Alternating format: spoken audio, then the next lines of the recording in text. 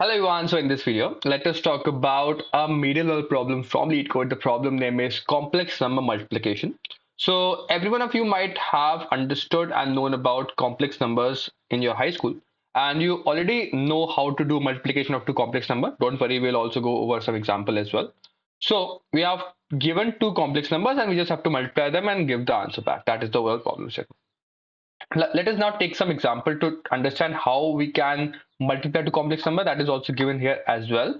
But let us take some example and then we'll just write on the code for it. Nothing much complicated here itself. So let us take some whiteboard. So what you can understand is, let's take some complex number a plus bi. So this is the real part and this is the imaginary part of a complex number. Now what we'll have to actually do is that we have to multiply c plus di, these two complex numbers. Now what is the actual thing? We have to do it like this, like in a cross multiplication. Multiply this with this, and so a and c, a and d, b and c, and b and d. That is the overall idea. So let us multiply them.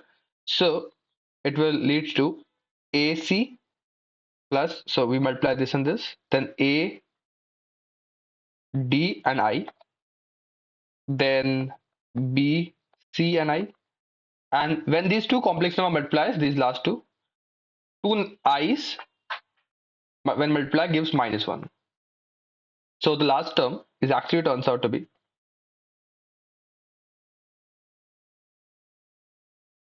minus of b into d.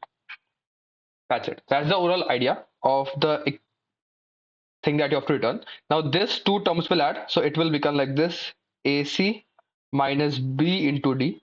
This is the real part.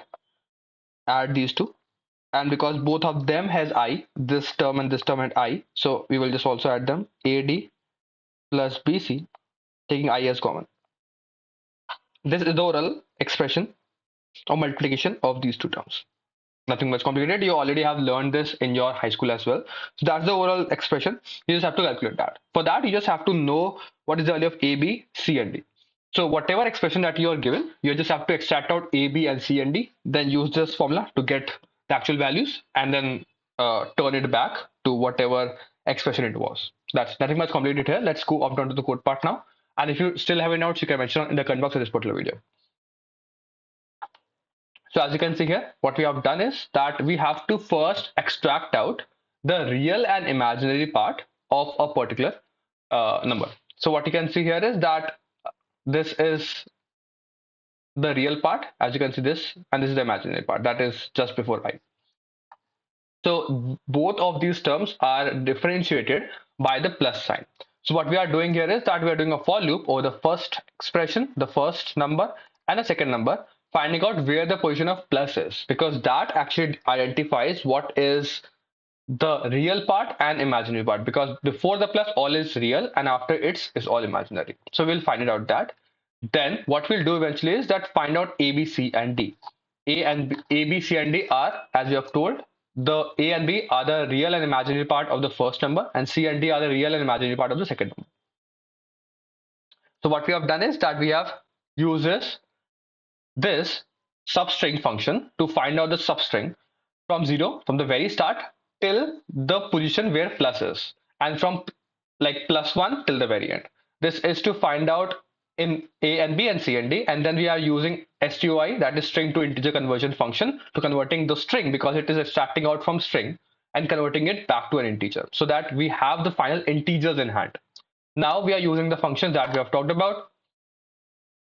This is the expression that we have, using this expression to find out the real and imaginary part. Then after that, what we have to do is that we have to back convert it to the string itself. So this is the real part. So this is the real part that we add. Then we add plus, and then this is the imaginary part. And then we have to add an I that defines that this is an imaginary part. And that's it, that we have the final expression. Then we have to return that expression that is in the string format.